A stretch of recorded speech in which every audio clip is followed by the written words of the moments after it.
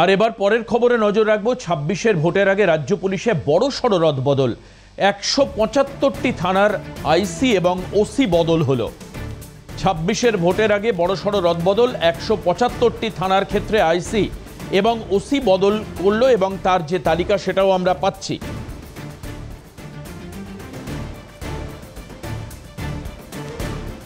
ছাব্বিশের ভোটের আগে রাজ্য পুলিশের বড়সড় রদবদল। একাধিক জায়গায় আইসি এবং ওসিকে বদল করা হয়েছে। আমরা জানতে পারছি বোলপুর থানার আইসি লিটন হালদার, অর্থাৎ যার সঙ্গে টেলিফোনিক বার্তালাপ, বিতর্কিত বক্তব্য উঠে এসেছিল অনুব্রত মণ্ডলের সঙ্গে।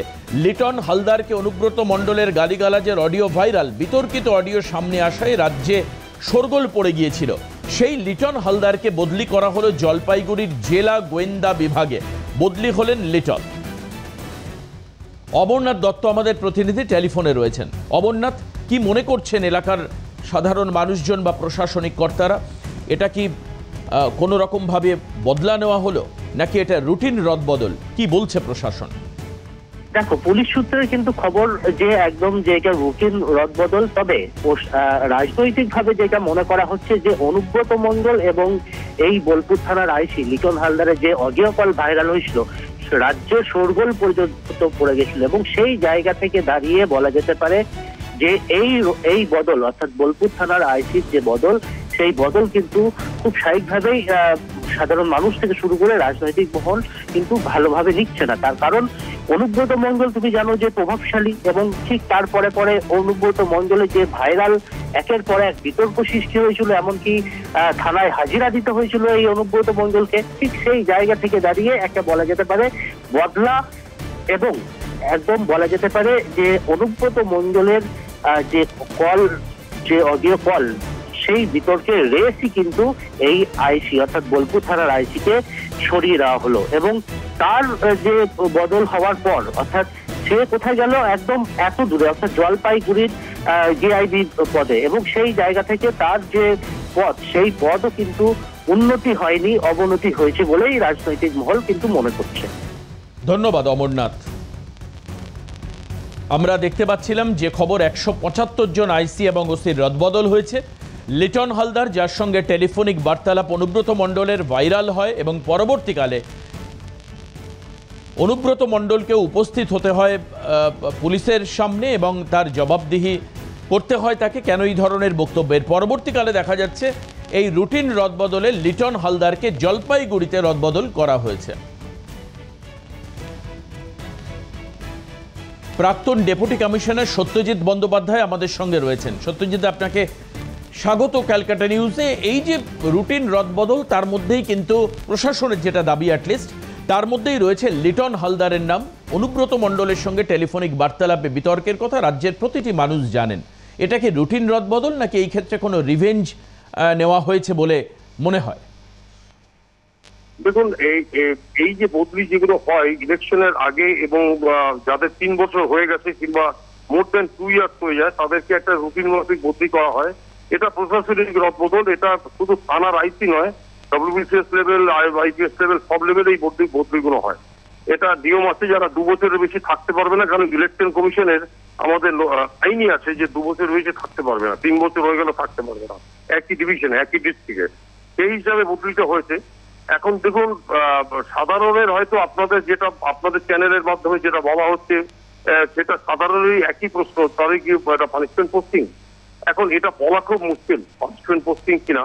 তবে এ বিষয়ে একটু নিঃসন্দেহ যে উনি মেইন স্ট্রিমে ছিলেন, অর্থাৎ থানার ওসি ছিলেন। সেখান থেকে হয়তো ওয়েস্ট বেঙ্গল পুলিশের যে কোনো জায়গায় মানুষকে বদলি হতে পারে।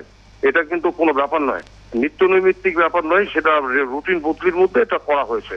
আমি ব্যক্তিগতভাবে মনে করি যতক্ষণ পর্যন্ত প্রমাণিত সত্য না হয়, ততক্ষণ পর্যন্ত একজন প্রাক্তন পুলিশ অফিসার হিসাবে এটার উপরে এগেনস্টে কমেন্ট দেওয়া কষ্ট হবে। এটুকুই আমার বক্তব্য। বেশ, তবে আপনি বলছেন যে স্বাভাবিকভাবে রদবদলের যে নিয়ম, সেই নিয়মগুলোকে মেনেই রদবদল হয়। এটা নিয়ম আছে। যখন আমরাও সার্ভিস রেগুলার অফিসার ছিলাম, তখনও আমাদের এটাই নিয়ম ছিল, যাদের 2-3 বছর হয়ে গেছে তাদেরকে বদলি করা হতো। এবং তাদেরকে যেইখানে, ধরুন আমি সাউথ ডিভিশনে ছিলাম, আমাকে হয়তো সেন্ট্রাল ডিভিশনে করা হলো, যে আপনি হয়তো মেদিনীপুরে ছিলেন, আপনাকে হয়তো 24 পরগনায় করা হলো। এটা একটা রুটিন বদলি, এটা নিয়মই আছে। এখানে হয়তো একটাতে লস হয় আর কি, মানে 175, যেহেতু ওদের সংখ্যাটা অনেক বেশি, সেই জন্য অনেক বেশি বদলিটা হয়েছে। বেশ, অনেক ধন্যবাদ সত্যজিৎ ব্যানার্জি, প্রাক্তন ডেপুটি কমিশনার কলকাতা পুলিশ। তিনি বলছিলেন যে নির্দিষ্ট একটা নিয়ম রয়েছে, সেই নিয়ম মেনেই কিন্তু এই ধরনের বদলি হয়। আমি এই মুহূর্তে বিজেপি নেতা রাহুল সিনহা আমাদের সঙ্গে রয়েছেন। রাহুল, আপনাকে সুপ্রভাত, স্বাগত ক্যালকাটা নিউজ। আমি যেটা জানতে চাইব, লিটন হালদার অনুব্রত মণ্ডলের সঙ্গে টেলিফোনিক বার্তালাপে বিতর্ক, রুটিন বদলি অনুযায়ী তাকে বদলি করা হয়েছে বলে দাবি করছে প্রশাসন। আপনার কি মনে হয়? না, আসল বিষয় হচ্ছে যে ওই যে অনুব্রত মণ্ডলের বিরুদ্ধে উনি যে মুখ খুলেছিলেন, তার যে রেকর্ডিং তিনি বাজারে দিয়ে দিয়েছিলেন, সেই আক্রোশটা এখন মেটালেন তৃণমূল কংগ্রেসের নেতা। অতএব সেই কারণে আমি মনে করি যে পার্টিটা সরকারটার মধ্যে কোনো প্রভেদ নেই। অর্থাৎ যারা অনৈতিক কাজ করছে, যারা নোংরা ভাষায় পুলিশকে নানা রকম গালিগালাজ করলো, পুলিশের বাড়ির লোককে পর্যন্ত নিয়ে আসলো ময়দানে, তাকে গ্রেফতার তো করা হলোই না, শুধু লোক দেখানো একটু তদন্তের নাটক করে শেষ পর্যন্ত বিষয়টাকে সমাপ্ত করে সেই প্রতিশোধটা এখন নেওয়া হলো লিটন বাবুর ওপর, জলপাইগুড়িতে গোয়েন্দা বিভাগ মানে গ্যারেজ করে দিয়ে। অতএব এই যদি অবস্থা হয়, তো স্বাভাবিকভাবেই পুলিশ প্রশাসনের কেউ সুস্থভাবে কাজ করতে পারবে না। অর্থাৎ এই মমতা ব্যানার্জির রাজত্বে পুলিশ প্রশাসনের যারা কাজ করছে, তারা তাদের সমস্ত পারিবারিক সম্মানকে তৃণমূলের পায়ে গচ্ছিত রেখেই কাজ করতে হবে, এই বার্তাটাই পুরো দিয়ে দেওয়া হবে। একেবারে, অনেক ধন্যবাদ রাহুলদা। আমরা দেখতে পাচ্ছিলাম 175 জনকে রদবদল করা হয়েছে 26-এর বিধানসভা নির্বাচনের আগে। রদবদল গুরুত্বপূর্ণ, তবে রুটিন মেনেই রদবদল করা হয়েছে। নির্দিষ্ট যে প্রোটোকল রয়েছে সেই অনুযায়ী রদবদল হয়েছে বলে রাজ্য পুলিশের প্রশাসনিক কর্তারা মনে করছেন। তবে অনেকেই মনে করছেন লিটন হালদার ইস্যুতে যেটা রিভেঞ্জ পোস্টিংও হতে পারে।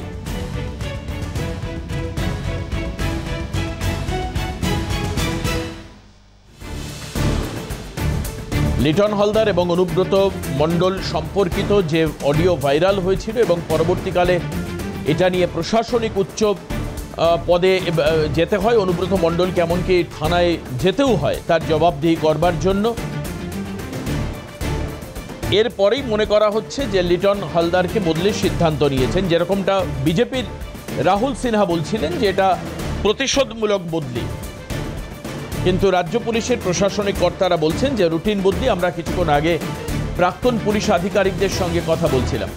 কংগ্রেস নেতা সৌম্য রায় আমাদের সঙ্গে রয়েছেন। সৌম্যদা, মনে থাকবে লিটন হালদারের কথা, এবার 175 জনের বদলির তালিকায় লিটন হালদারও রয়েছেন। কি মনে হয়, রুটিন বদল নাকি প্রতিহিংসা?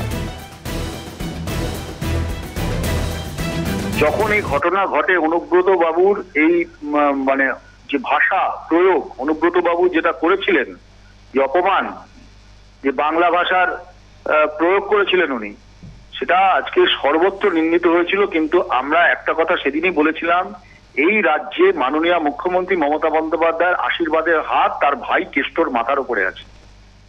তার সারা শরীরে অক্সিজেন যায় কিনা জানে, মাথায়ও অক্সিজেন যায় না, কিন্তু মমতা ব্যানার্জির আশীর্বাদের হাত তার সবসময় আছে। ফলে কিচ্ছু হবে না, কোনো শাস্তি হবে না। ওই লোক দেখানো তদন্ত হবে, পুলিশ এদিক ওদিক ঘুরবে, বিটিং অ্যারাউন্ড দ্য বুশ।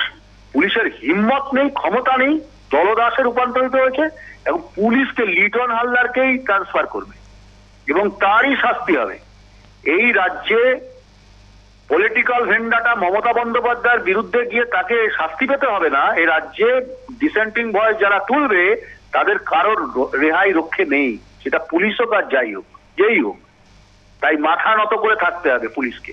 কার্যত একাংশের পুলিশ এই স্বৈরাচারী সরকারের কাছে মাথা নত করেছে। এরা বলেছিল না, মাননীয় মুখ্যমন্ত্রী বলেছিল না, এই রাজ্যে দলদাস নয়, আমি এই রাজ্য থেকে রাজ্যে পার্টির আনুগত্যের বাইরে গিয়ে কাজ করতে চাই। 2011 সালের আগে মানুষকে গণতন্ত্রের প্ল্যাকার্ড ঝুলিয়ে মানুষকে বোকা বানিয়েছিলেন। আর আজকে পশ্চিমবঙ্গের মানুষ দেখুন যে ওনার দপ্তরের পুলিশকে অপমান করার পরেও সে শাস্তি পায়, যে অপমান করে তার কোনো শাস্তি হয় না।